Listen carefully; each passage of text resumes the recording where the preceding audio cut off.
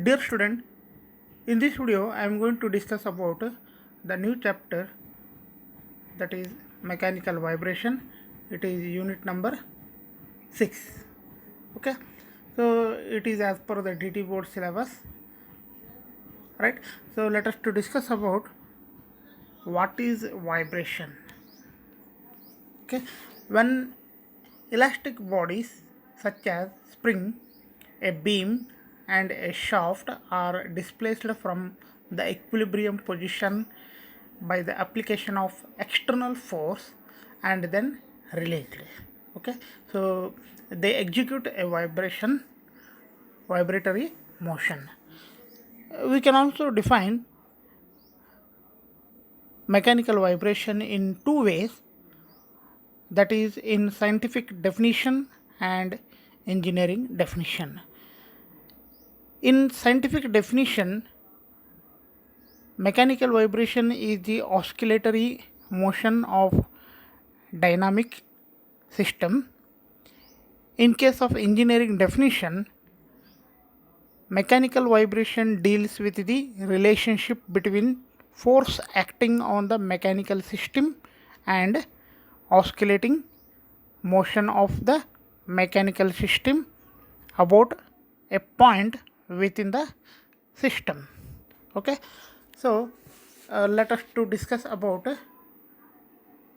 terms used in vibratory motion. First one, period of vibration or time period. It is nothing but it is the time interval after which the motion is repeated itself. It is usually expressed in seconds, right? Second one, cycle. Cycle is nothing but it is the motion completed during one time period. And third one, frequency. Frequency is defined as the number of cycles described in 1 second, and it is expressed in hertz. Okay, so I would like to show the simple videos of different vibratory motions about time period, cycles and frequency.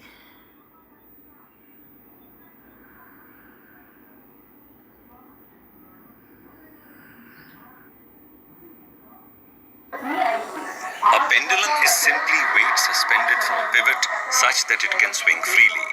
A pendulum moves to and fro about a point, and hence it shows oscillatory motion. The time taken by a pendulum to complete one oscillation is called its time period. Let us calculate the time period for a given pendulum. Here we have a pendulum and a stop clock. Now we will count the time it takes to complete 10 oscillations. Swing the bob to one side and leave it. 1, 2, 3, 4, 5, 6, 7, 8, 9, and 10. Oscillation is a motion that repeats itself regularly, so it took 13 seconds to complete 10 oscillations. So the time period for the pendulum is 1.3 seconds per oscillation. Now we have shortened the length of the pendulum. We will see the effect on the time period. Let's swing the pendulum and start the stop clock. 1, 2, 3, 4, 5, 6, 7, 8, 9, and 10. Now it took 8.5 seconds to complete 10 oscillations. So the time period for the shorter pendulum is 0.85 seconds per oscillation. Hence we note that the time period of a pendulum depends on the length of the pendulum.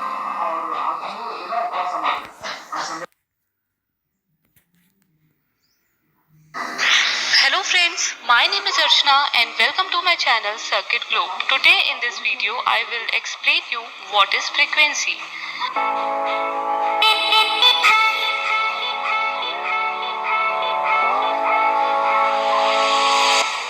So friends, let's get started. First of all, understand what is wave. Okay, wave is a kind of vibration which carry energy. Okay, it is used for transferring the energy. Okay, now consider that this is the sinusoidal wave. Okay, this is their positive half cycle and this is their negative half cycle. When this wave completed their positive and negative half cycle, or we can say when these wave goes through 360-degree electrical, then we can say that the wave completed the one cycle. Okay, here in this image you can see this wave completed the two cycle.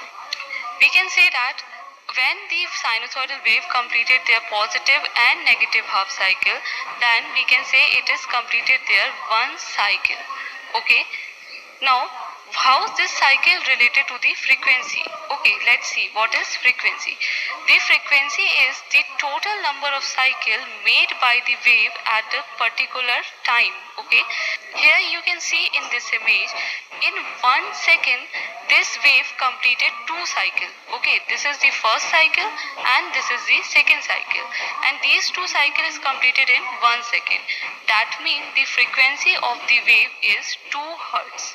Okay, frequency is calculated by the formula total number of cycle per second. Okay, means in one particular second the total number of cycle that the wave can complete it, that represented the frequency, and it is measured in hertz. Okay, so here you can see in 1 second these waves completed the two cycle. That's mean the frequency of the wave is 2 hertz. Okay, so we can say that the frequency is nothing but the number of cycle that the wave completed at any particular interval of time. Friends, 50 and 60 hertz are the two standard value that is used for designing the machine. Okay, now here what is the meaning of 50 hertz? 50 hertz means the voltage alternate 50 times in a second, and 60 hertz means the voltage alternates 60 times in a second. So machines are generally designed for two types of frequency. The first one is for the 50 hertz and the second one is for the 60 hertz. Okay, one more thing friends, the frequency is always present in the alternating current. Okay, and in DC supply it is completely absent. Why this happen? Here it is because DC supply is the unidirectional supply. It is neither change their magnitude nor their direction. Okay, it is a constant supply and it is in unidirectional. But if I am talking about the AC supply, here you can say at every particular interval of time their frequency and magnitude both vary. Okay, so here that's why in AC supply the frequency is available. Frequency is calculated only in the AC supply and it is totally absent in the DC supply. To the unit of frequency, as I explained you earlier that 1 hertz is depend on the total number of cycle that the wave can travel in 1 second. Now what about 1 kilohertz?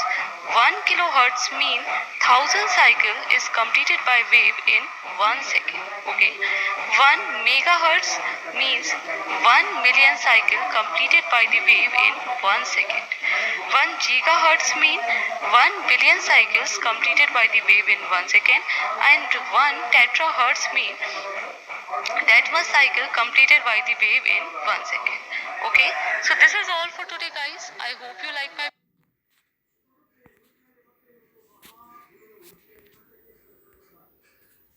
Dear student, I hope you understand about the definition of mechanical vibration and terms used in vibratory motion. In the next video, I would like to discuss about what are the types of vibratory motion. Thank you.